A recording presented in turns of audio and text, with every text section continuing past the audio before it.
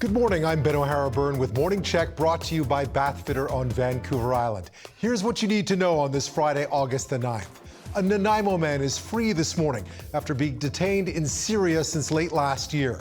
Christian Lee Baxter appeared at a press conference in Beirut today. The country's security chief saying the 44-year-old had been released after being held for reasons related to breaking Syrian law. An emotional Baxter says he thought he would be held forever. His mother had said her son was an adventurer who'd arrived in Syria in late November but had not been heard from since December the 1st of last year. Now, Canada has advised citizens against traveling to Syria since civil war broke out in that country in 2011. Our guys jumped out, got the hoses set up as quick as they could, and managed to save all the structures. Multiple fire departments managed to fully contain a brush fire in East Souk last night. One firefighter saying it was growing quickly. It broke out near Mount Matheson, west of Lake Matheson Park, just after 3 p.m. And windy conditions saw the flames spread quickly. 2 homes were threatened. 1 property was evacuated. Now, the fire burned about 3 hectares before being fully contained just after 7 p.m. The cause is under investigation this morning. Well, a public warning in place from Island Health today after a spike in overdoses in the capital region. Health officials are sounding the alarm, issuing an overdose advisory because of what they call a stronger than usual batch of drugs circulating in Victoria. Island Health recommends drug users either visit supervised injection sites or not to use alone.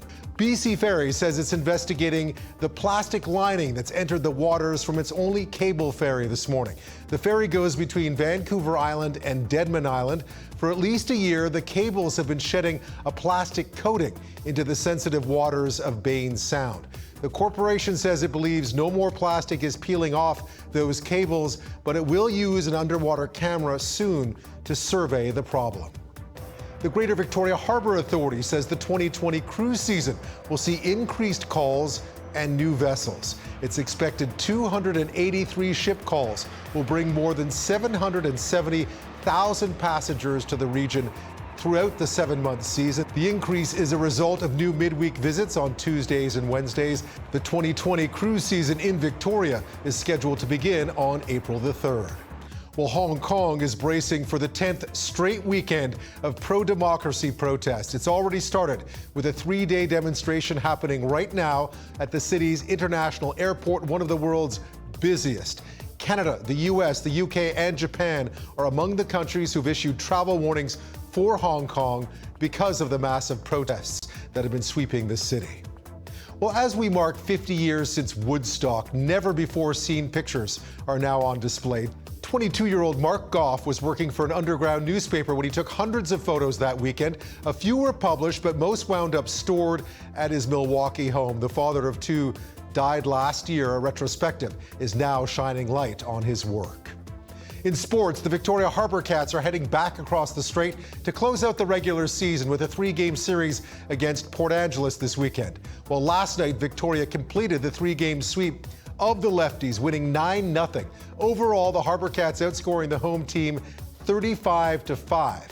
The Harbour Cats have now won 5 games in a row. The playoffs begin in Wenatchee next Tuesday against the Apple Sox.